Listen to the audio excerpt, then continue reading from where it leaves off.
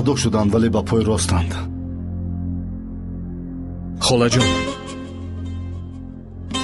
ما پسری شما رو میاریم، نبیرتان رو هم میاریم.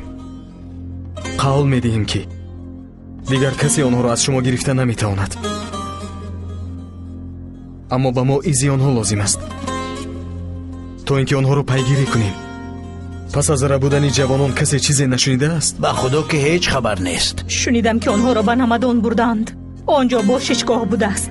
ما قبلا همین را شنیده بودیم، ولی نمیدانیم که آن در کجا باشد. نمیدانیم. میگویند پایگاه است، اما در کجاست نمیدانیم. قماندان، بیایید با مرکز تماس گیریم. شاید آنها درباره جای باششگاه چیزی رو دانند.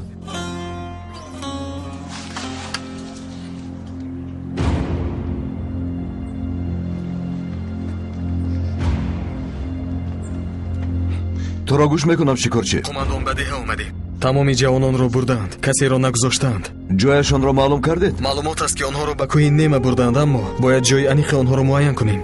مایلش، من خودی حاضر با قماندان تماس میگیرم. منتظر خبری من شوید. اطاعت قماندان.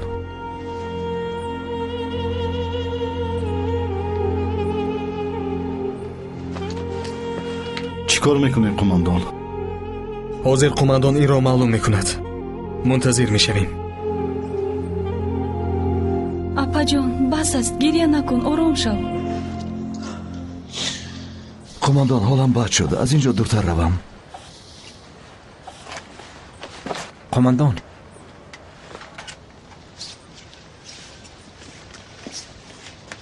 آکا خوب هستی؟ خوبم. از صبح باز کنچخی می نمایی. با میلیسا یکم گپ شد. این طور نگوی پسر جان.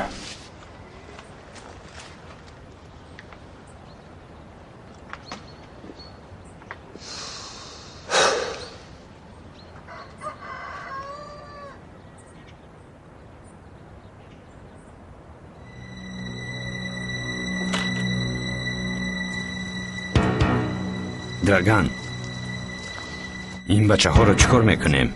چیکار میکردیم؟ تعلیم میدیم. ولی آنها دیگر خیلند، مثل ما زیستن نمیخواهند.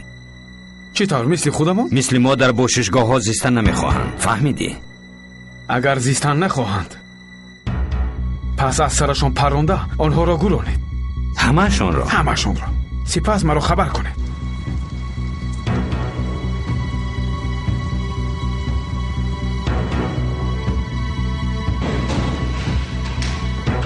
خیزید میرویم. با کجا؟ ما را رها میکنید؟ بله رها میکنیم، رفتیم. اینها دروغ میگویند، ما را میکشند. راه گردید میگویم.